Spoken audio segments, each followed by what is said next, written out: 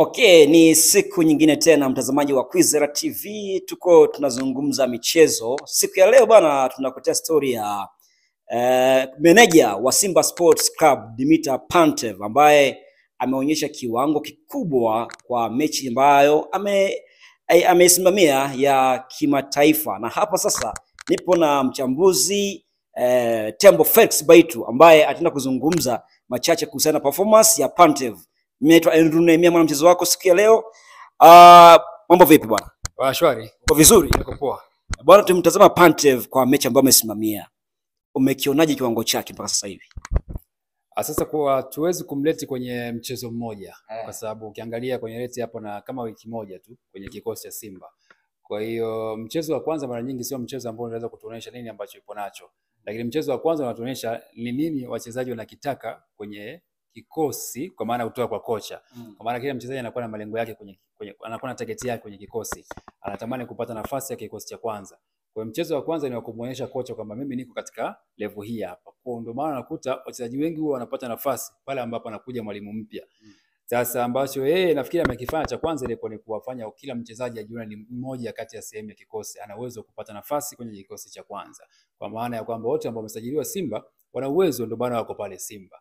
Kwa hiyo kwake ni mchezo wake wa kwanza ambao kwanza ilikuwa ni kuangalia performance za wachezaji na aina ya wachezaji, lakini pia kuanza kuangalia ni mchezaji yupi ana fit kwenye mfumo gani na huyu ana fit kwenye eneo gani. Kwa baada ya hapo anaanza kurange sasa kwamba mchezaji huyu anaweza kawa ni mchezaji wa kikosi cha kwanza kwenye first 11, mchezaji huyu anaweza kawa anatusaidia pia kwenye sub, kama kwa maana ya super sub anaweza kaingia kwenda kubadilisha matokeo. Huyu ana uwezo mzuri wa kusoma mchezo, huyu anaweza kusaidia pia kikosi nyakati zozote. Kwa hiyo kuna namna ambavyo pengine watu wanaweza kuona Simba imecheza vizuri dhidi ya Nsingizini, lakini kumbe ni hali ya wachezaji kumuonyesha kocha kama mimi nahitaji nafasi ya kikosi cha kwanza. Pengine kwa Nsingizini au ni timu ndogo kwa Simba ukitazama performance yao?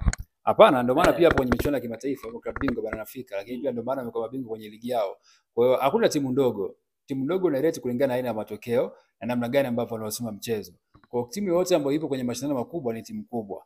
Unapokuja ni quality ya wachezaji ndio ambayo inakwenda kuwatenganisha baina ya timu moja kwenda timu nyingine, na namna ambavyo wachezaji hao Fadlu alikuwa anasema hatuna X factors, kwa maana wale wachezaji mtu ambaye anaweza kukwambia matokeo, mchezaji ambaye yupo ndani ya uwanja anaweza kusoma mchezo kwa haraka, lakini pia wakati umezidiwa akaenda kaamua hayo matokeo. Kwa hiyo inategemea na timu na kipato chake, lakini pia namna gani ambavyo coach anaibua hivyo vipaji na kuweza kuvitumia, namna ya kuweza kuwatumia wachezaji uliokawa nao.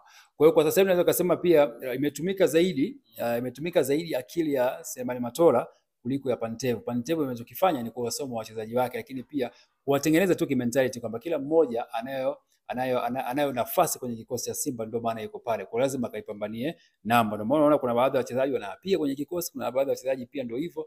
Unaona huyu akitokea bench kuingia anaonyesha, lakini huyu pia akianza pia naye anaonyesha. Kwa hiyo tunatakiwa tumpe michezo mitano mbele tuweze kuona kweli alichonacho Pantev ambacho amekuja nacho ndani ya Simba ni kitu cha aina gani. Inawezekana yakibadilisha ama la. Kwa mfano, wakati Fadlu ameondoka dhidi ya Gaborone baada ya mechi ya Gaborone ameondoka, mechi yake ya kwanza kabisa Selemani Matola kuisimamia, tuliona nini ambacho alikionyesha dhidi ya Fountain Gate. Yaani kuliona kabisa timu inacheza, inaonyesha kwamba ina kitu. Kwa pale huwezi kusema Matola bonge moja la kocha.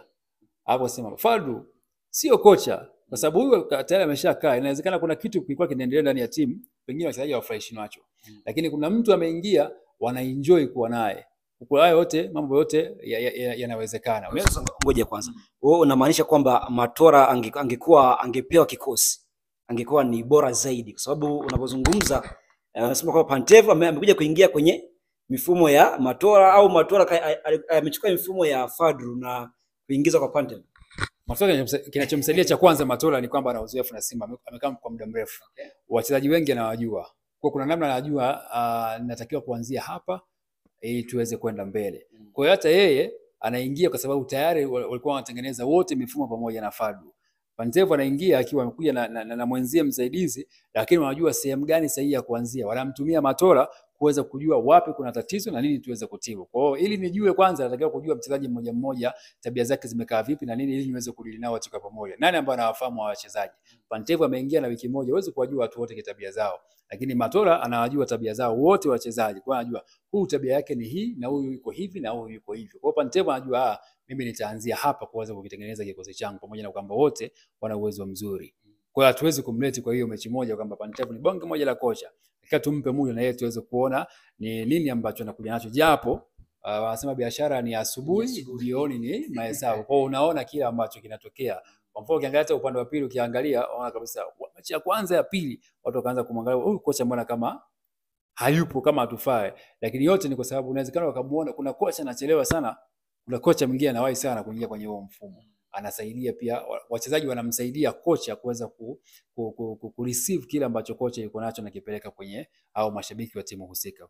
Nini tutegemea nini kwa mchezo ambao unafuata? Simba anarudiana Singizini, uwanja wa Benjamin Mkapa nyumbani, mara baada ya kutoka na ushindi wa bao 3. Kwa hiyo tutegemea magoli mengi zaidi au hapana? Unaweza ukashinda huko goli 3 akaja nyumbani kwako akashinda goli 4. Kwamba anaweza kurudisha, inawezekana ikarudi. Kuna wakati fulani pia Simba aliwahi alifungwa pale Uhuru 4 akaenda Zambia nafikiri akashinda goli 5. Kwa popote pale inawezekana. Kuna wakati fulani PSG alimtandika Barcelona bao 3 baka akamkunguta PSG pia nafikiri kama zilikuwa 6 zile. Kwa hiyo kuna namna ambavyo unaweza kupindua, inategemea na wewe siku hiyo umeamka vipi. Unaweza ukaona una kikosi bora lakini hiyo siku wachezaji wako hako kwenye fomu yao. Kwa hiyo kwa maana ya hapa ambapo wameishia Simba unawapa nafasi ya kwenda hatua ya makundi. Lakini bado mchezo haujaisha kwamba kwa pamoja kwa sababu ni mpira wa miguu. Dakika 90 kuna wakati zitazungumza zenyewe. Kuna wakati Simba ikicheza na Jwaneng Galaxy alishinda magoli 2-0, alipokuja Benjamin Mkapa Simba akatandika magoli 3-1.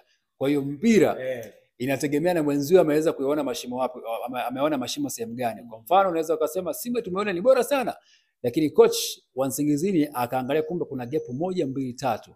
Watu wengi hawajaona hichi kitu. Kwa hiyo akaja akakuonyesha kwamba Simba hii ambayo mnaona ni bora ni dhaifu sana kwenye eneo fulani, akakufundisha kuanzia pale na ukaanza kutolea. Kwa hiyo mpira una matokeo yake, na japo Simba unaweza ukasema ana mguu mmoja huko ndani, lakini huu mguu wa pili kuweza kuunyanyua ndio tunasubiria dakika 90 nyingine tuweze kuona kweli Simba anaweza kaenda ama la. Japo hata wale sio wabaya sana, unaweza kuona jinsi ambavyo walikuwa wanacheza. Changamoto yao kubwa ilikuwa ni namna gani ambazo wanaweza kuzitumia nafasi ambazo walizipata. Shukrani sana. Shukrani sana. Bwana huyu ni Tembo Felix Baito amesema kwamba lote linaweza kutokea pale uwanja wa Benjamin Mkapa. Sasa wana Simba wasiweze kujiamini 100% kwamba wanaweza kaingia hatua inayofuata. Dakika 90 zinaamua mchezo. Hizi ni tips za kimichezo kutokea pale Kwizera. Lakini Kwizera TV usahau kusubscribe, kulike, kushare na kucomment kwenye taarifa zetu ambazo tunazoziweka hapa kila siku. Mimi ni mwanamchezo wako Andrew Nehemia, tukutane hapo kesho.